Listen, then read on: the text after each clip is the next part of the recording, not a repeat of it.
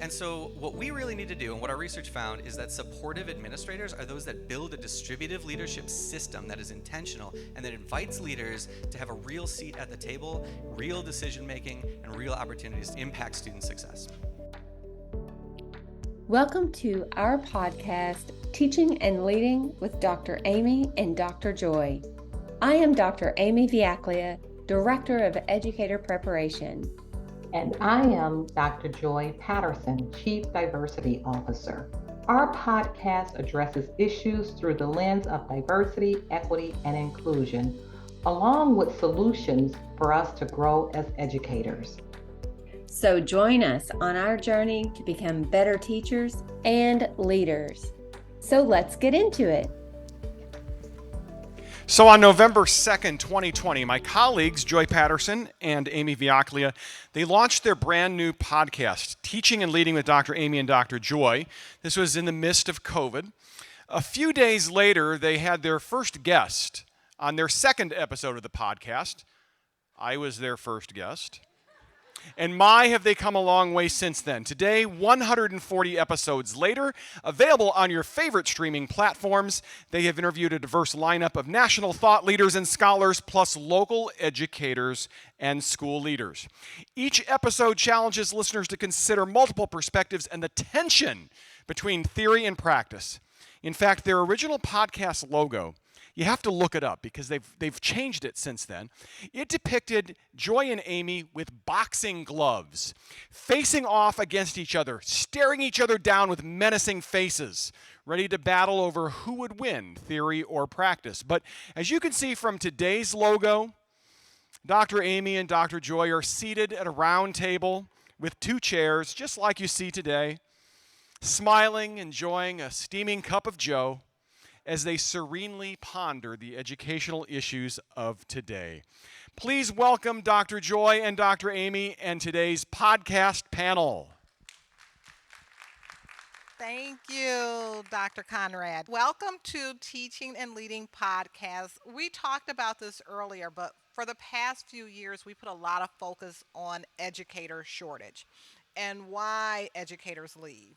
And actually, I came up with 3 Ps, and they were actually mentioned several times of why we discovered educators leave. And we came up, there were the 3 Ps were pay, if anyone can relate to that, pressure, and we talked about all kinds of pressure, and politics or policies. And so we developed these initiatives to get around that, to attract educators and to get them licensed. And then we should create a culture where they don't want to believe, like genius. Why don't we just do that? My daughter, she's been teaching for almost 14 years. I don't know how that's possible, but she has. And I always encourage her, say, don't you want to go to Chicago Public School, increase your salary like $25,000, $30,000. She works in Indiana, and she's an amazing teacher. And she always says, no, I love my team. I love my students. I love my team. I say, you love them $30,000 more? And she said, yeah, absolutely. So that sense of belonging is extremely powerful. So if we don't take anything away from us today, please take away that we have within our ability to create a culture. And we know this new generation, they don't stay in jobs very long. Today we have the opportunity to expand our conversation to the panel we have with us. So we have a very diverse panel of educators. Jordan Mirabelli Romanowski. Jordan is a school psychologist. Anybody know Mirabelli shoes? That's Jordan. Someone else said yes, like I got them on right now. That's Jordan's family. Hey, how about that?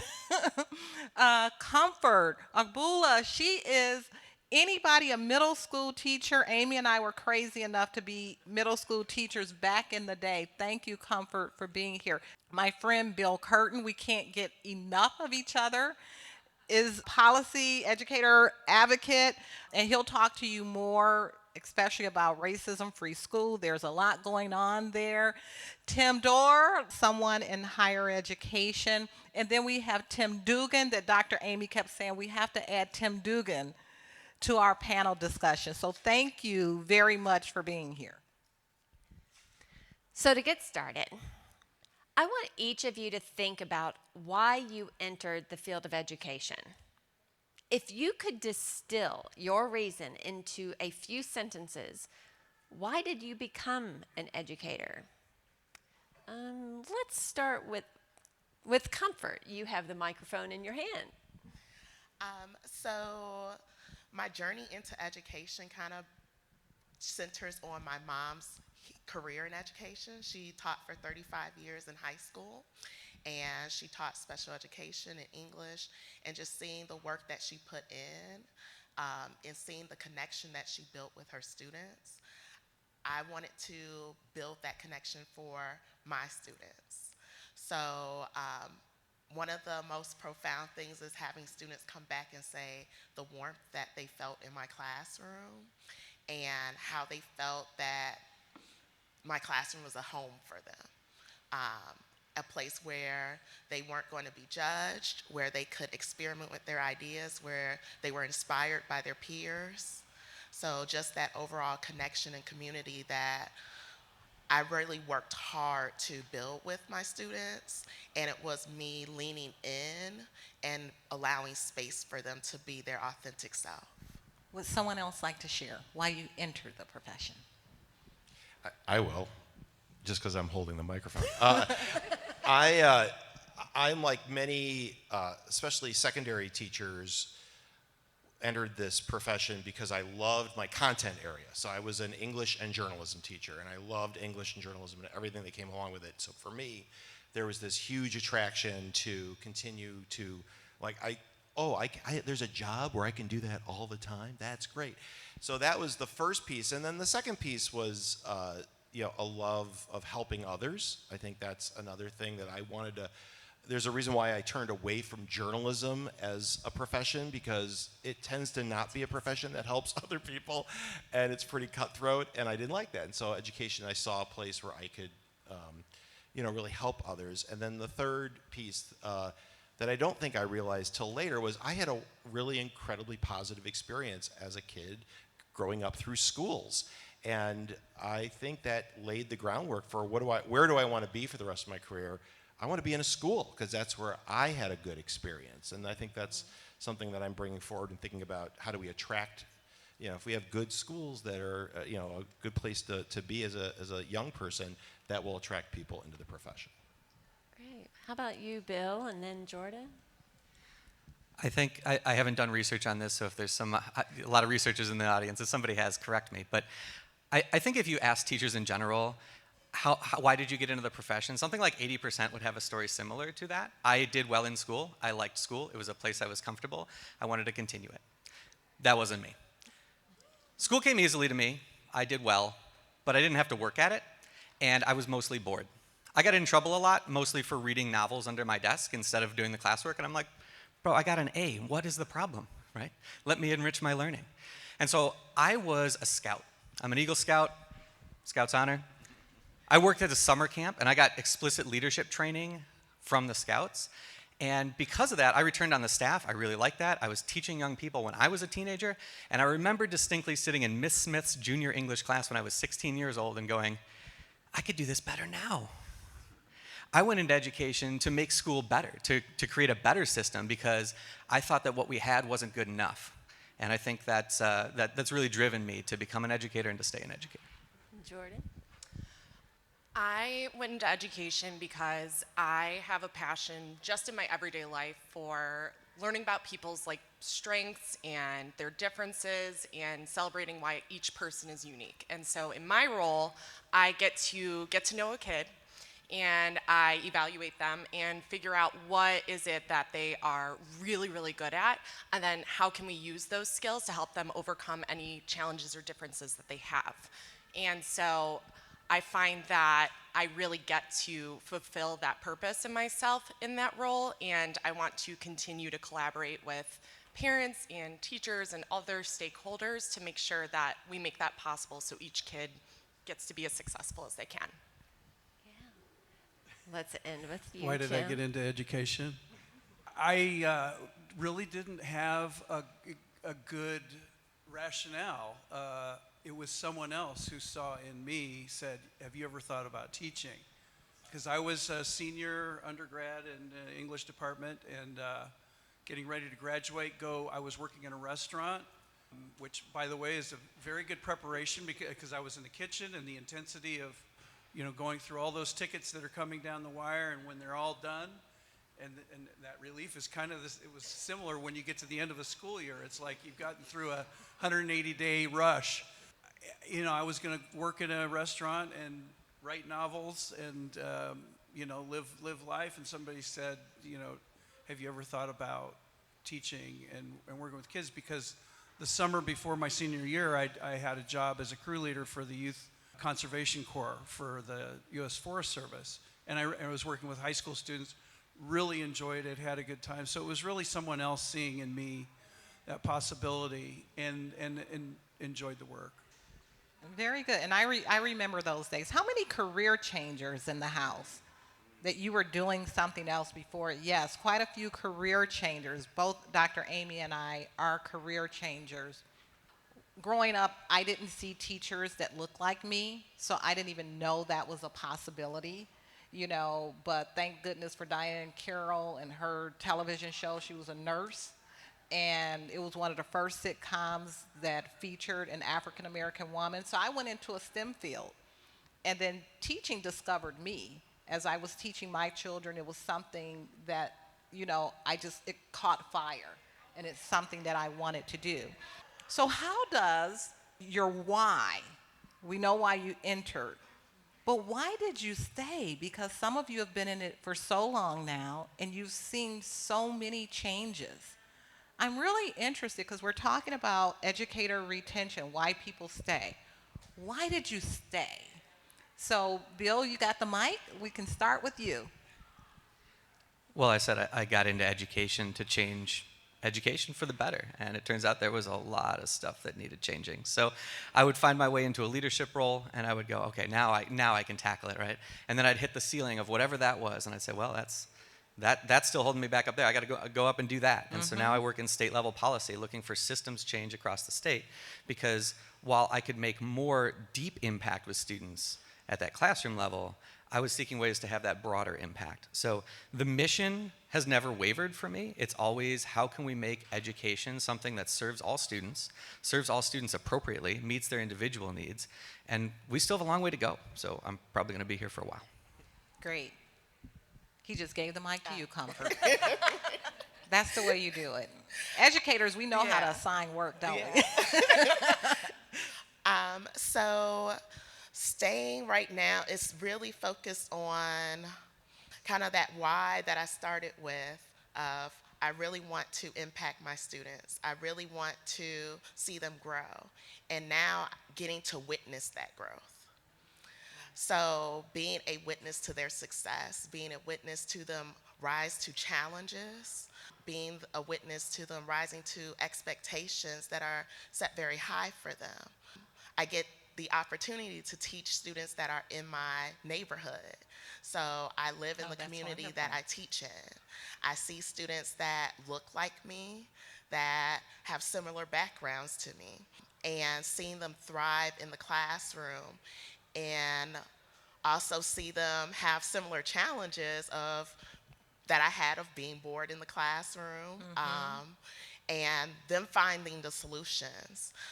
Education to me is still a place where, yes, there are problems, but there are solutions, and those solutions are based in the human capital, not just the financial and everything else, but it's our collective energy, the way that we can synergize together, and thinking about my what, my why, and also my who that I'm working with. So my colleagues are a real energizing spirit for me, seeing the work that they put in at their various roles and seeing the benefit that my students receive every single day. Jordan. So I have this unique position where I get to reevaluate kids after 3 years. I also have this role where I get to deliver therapy and consultative services to students with IEPs and 504 plans. And I'm getting to the point in my career where I'm starting to review my own reports from 3 years ago and seeing how different these kiddos have become. They have grown so much more into themselves, and it's really rewarding. I'm starting to see kind of like the fruits of their work. As I grow into this role more, I have realized that it is so important that every single stakeholder feel part of the decision-making process and feel empowered in the decision-making process when it comes to supporting these kiddos. Because when it comes to parents, teachers, administration, paraprofessionals, everybody is so integral to how these kiddos grow and develop over time. And I am making it a goal for myself to try to empower everybody that I consult with and work with, because I think that in the end, these kiddos are going to carry all of the things that the stakeholders have given them with them into their lives and advocate for themselves and become advocates for themselves. So that's why I'm staying. And Comfort and Jordan talked about kids at an elementary, middle school level. And some of us went into higher education because we thought the challenge would be different. And we get into higher education, we find that we still have the same challenges with student retention and student learning and all of those things. So we still have these same barriers that we have to work through in higher education. Tim? Yeah, for sure. And for me, that transition from content to realizing that the reason why I was there was for the students. And for me, the students, it doesn't matter what age they are. It's my role. It's that identity as a teacher. And that was true. I remember my good buddy Tom would say to me, when I became an administrator, your classroom has just changed. Your students are a little different. They're your faculty, they're your staff, they're the custodians, they're everyone who works at the school, they're your parents and family members. And as I went into higher education, absolutely, whether it was undergrad or graduate students, and then many of my graduate students were teachers.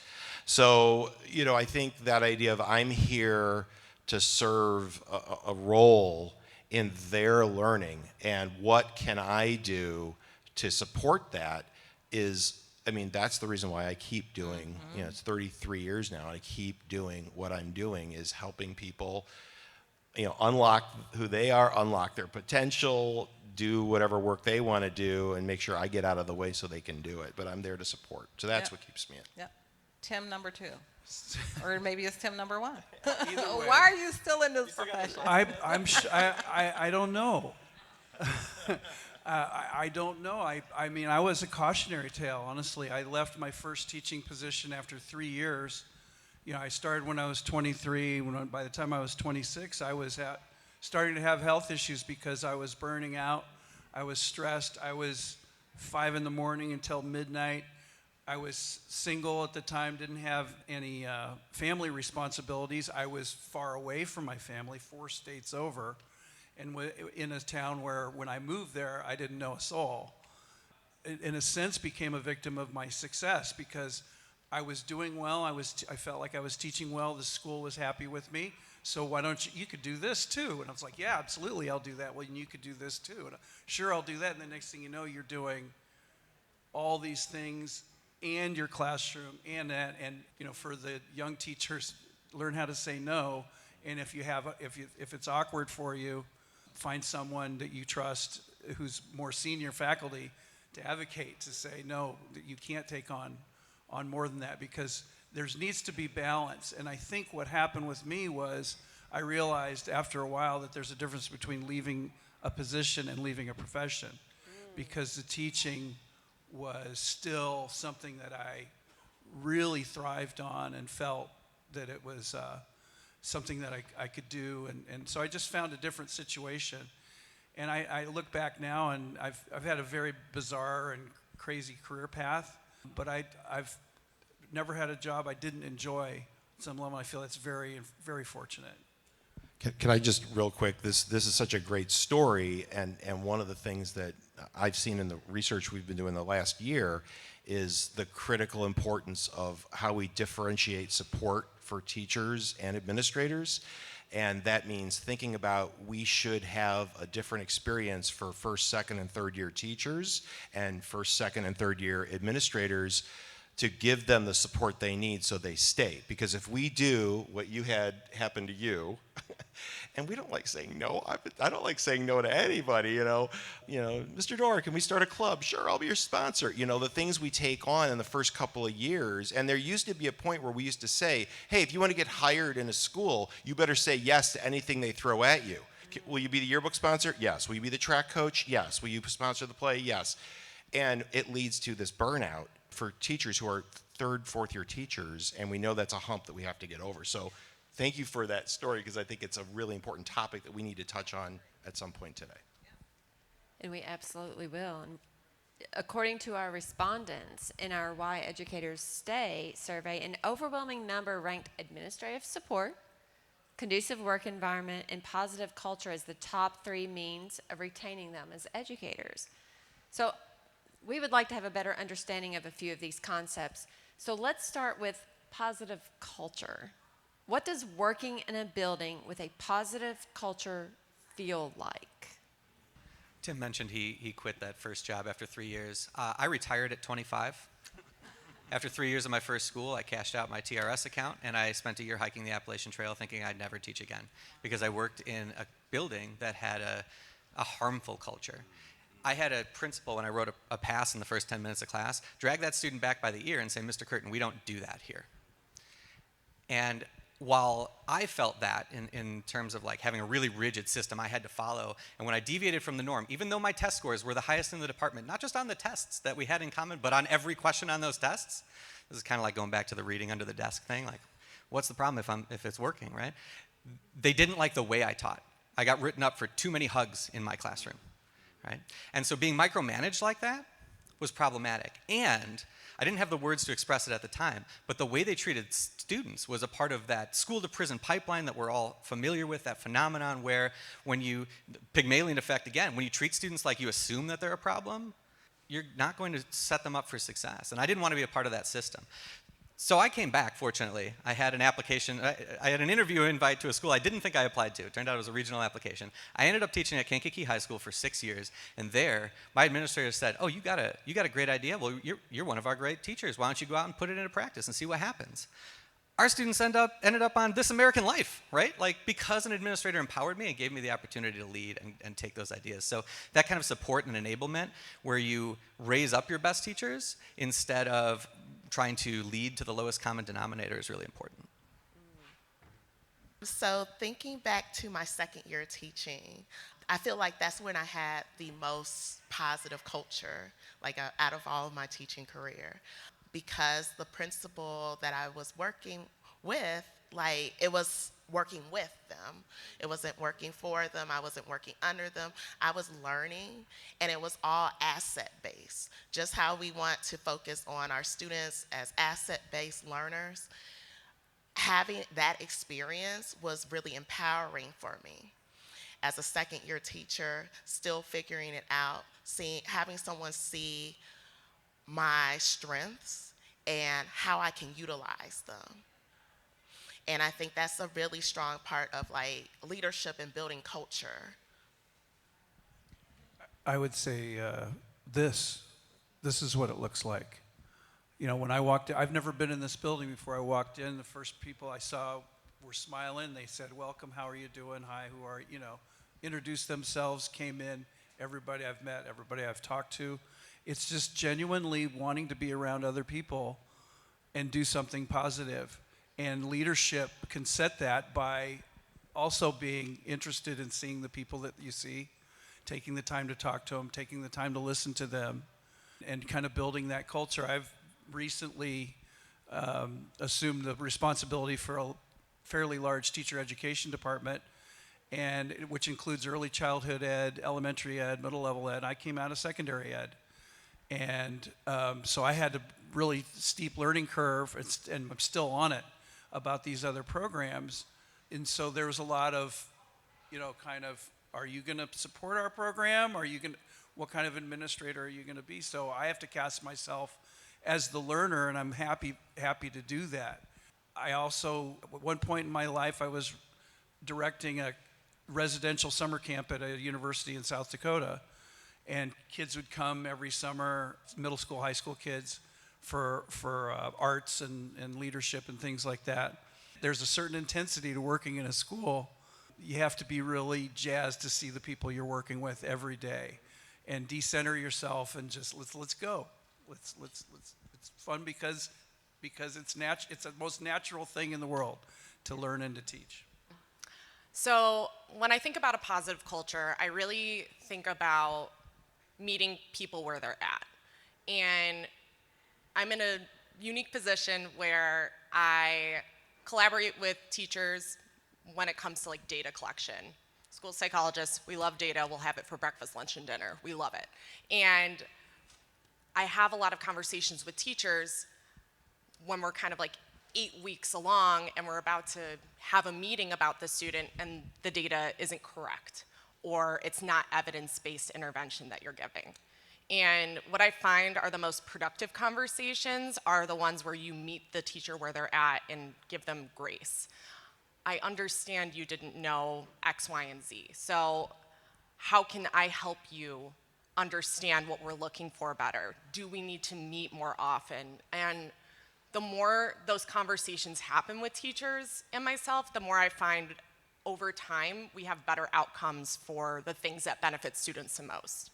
The reason we have evidence-based interventions is because we want to make sure that we are not placing kiddos in a more restrictive environment than they are supposed to be in, right?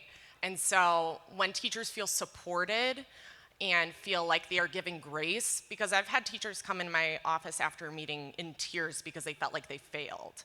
And I reassure them, I don't think that you're a bad teacher. That is actually the opposite of what's happening right now. You are crying because you care about the outcome for this student.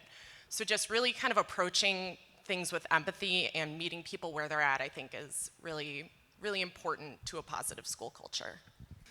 It's interesting how you answered the positive school culture question, because I also wanted to learn about what administrative support looks like. What does support from an administrator look like? Because that was one of the top answers. Why does someone stay in the profession? Well, I'll stay if I get supported. But you blended that answer with your positive culture answer. I heard the word administrator so much. But I still want to tackle that question. How do you know you are being supported? Well, I figured we were going to go here, so I'll start. I didn't understand really the importance of school culture and climate after many years as a teacher until I became a principal. And for me, being a principal is your number one job is culture and climate for kids, for adults, whether they're working in the building or entering the building. And so for me, culture and climate became everything that I focused on. And what I heard and what I learned are, especially, and I'll focus on the adults here, but I think it's true for kids too. It's, am I seen? Am I known? And can I be myself? And what I heard from, again, whether it's support staff or teachers or other administrators, was that if I am not seen, if I'm not really known, if I can't be myself, if I come and I have to put on this guise when I come in and be someone else, that's exhausting to me. I can't be myself, I can't make mistakes, I can't fail forward. And so that's got to be the starting point. That's what school culture is. It's how we treat each other and how I am treated and how I feel there. And then, I think then there's the issue of support. What does actual support look like? And it's relationships, it's connections. It's also, what is this school doing to help me be better at what I do? Whether I'm going to be a fourth grade teacher for 35 years, let's hope, or I'm going to move around in different teacher leadership roles, Maybe I will go into administration, but probably not. I'm going to not want to do that. And we've got administrators who are leaving. We actually have a worse administrator leaving problem than we have teacher leaving problem, which we need to talk about because we all have to work together on this. So what is the school culture doing to help me get better at relationships, at my content, at my skills over the course of my entire career? And so you're not necessarily talking about teaching resources, right? No, but if a school is not well resourced, right, we're not going to be able to support. I mean, one of the problems we have right now as we sit here is there are not substitute teachers available so that we can provide teachers a chance to go and do things like this during the school year when they're being paid to do those things, right? So that's a resource. I'm a classroom teacher. I'm not solving the subs problem. You're the superintendent. You solve the sub problem. You're the HR director. You solve the sub problem so I can do my job better. So resourcing is important, and we want to identify that. But you're right. It's not the number one reason.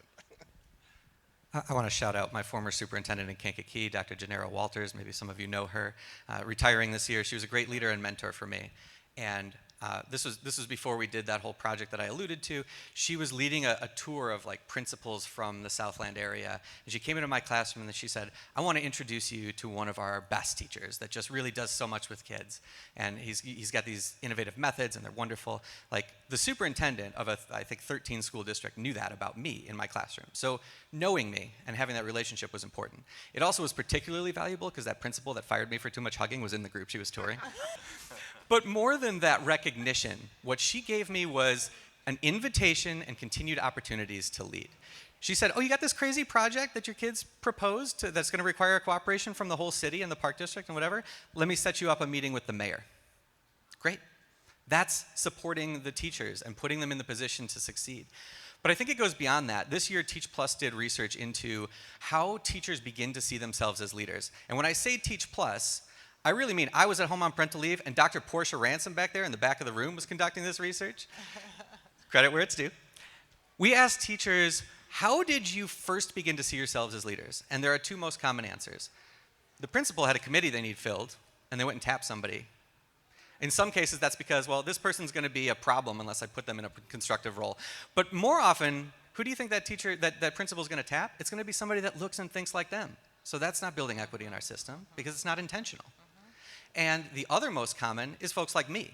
Look, I was a leader already because of the training I'd gotten as a youth that happened to wander into your school. And so thank you for recognizing that and putting me in a position, but that's not intentional or equitable either because those early opportunities, they come to folks with privilege. And so what we really need to do, and what our research found, is that supportive administrators are those that build a distributive leadership system that is intentional and that invites leaders to have a real seat at the table, real decision making, and real opportunities to impact student success. I think we are close to time, so I'm going to ask this last question because I think it's really important. It gets to why educators stay. And you get to boast a little bit about yourself because I think that I know that educators can be the biggest cheerleader of education, the education profession. And oftentimes we don't see that. It is disheartening when you see teachers telling their students, oh, don't become a teacher. Or you see school counselors saying, oh, you don't want to go in the profession of being an educator. When we can be our biggest cheerleader. So when we talk about why educators stay, from where you sit, and we have a very diverse panel here, you got different jobs within the education profession. What value do you add to helping educators like yourself stay in the profession? So I'm putting you on the spot. Jordan, you got a mic in your hand. I really wanted to share it. What I bring to the table is I like approaching things with humor and empathy and kindness. So I feel like having a really personable approach makes it easy to collaborate with others, and including the kids. They can smell it if you're not genuine. We all know this. I find that part of my personality really helps me in this profession. And then I also always want to have a growth mindset for myself. And so approaching things with that growth mindset when we're problem solving through like MTSS, behavioral health teams, crisis, all of those things. We're all learning as we go along, unfortunately. We can be trained, in everything, but experience, unfortunately, is the biggest educator in our field. So I find that always approaching things with that growth mindset is really helpful. Okay, let's get one or two more responses before we end. Just being authentic and being my authentic self no matter where I am. One thing that I shared was like thinking about when we did the little share with 10%, being 10% bolder and being 10% bolder in an environment where I see that I can make a difference. Just taking every moment as an opportunity to do that and realizing that if I want to make changes, I can't be tolerant of things that I see that are wrong. Thank you. It's interesting because I don't know that you can answer that question for yourself. You might, you have a sense of what you think you're bringing to a situation, but it's really, you'd have to ask the people that are around me to say what kind of value, if any, I'm lending. But I would say for the people whose career advancement I'm responsible for, or even students, if I were teaching fourth graders, is number one, I'll take them seriously, and number two, try to support in the mundane ways like financial support, workload support, those kinds of things, but also just be a good gardener. Water the garden of ideas that spring up when people come to you with an idea. Value that, listen to that, and help them in any way they wish, and also know when to get out of the way. Those are the things that Real quick, two things that I'm doing that I'm so excited about. One is partially because of this conference and what we did last year, I am leading an initiative through the Illinois P20 network called Keep Illinois, Keeping Educators Engaged Professionally. And the goal is to do exactly what we're doing here today. And so that's one thing I'm doing, and I'd love for all of you to join and help out on that statewide initiative that we're working on. The second thing is a lot of my work I'm doing right now is about creating mentally healthy schools. And I think if we can get to the point where we start making decisions through the lens of mental health, we actually will change the game for students and staff. And so I'd love to talk more with any of you about that. I want to thank our panel. Thank you for listening to Teaching and Leading with Dr. Amy and Dr. Joy. Visit our website at govst.edu/teaching and leading podcast to see the show notes from this episode. We appreciate Governor State University's work behind the scenes to make publishing possible. Stay tuned for more episodes with Dr. Amy and Dr. Joy.